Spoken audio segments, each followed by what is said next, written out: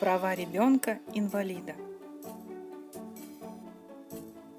Теперь, когда мы научились летать по воздуху как птицы, плавать под водой как рыбы, нам не хватает только одного – научиться жить на земле как люди. Бернард Шоу.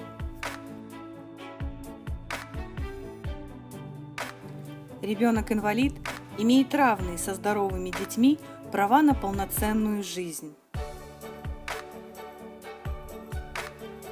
Вправе получить образование.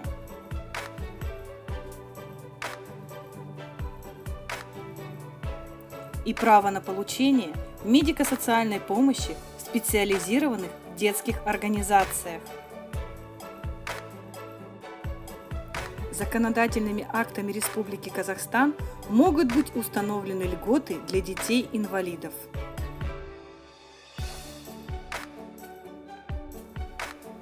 Родители, воспитывающие ребенка-инвалида, имеют право на получение государственной помощи.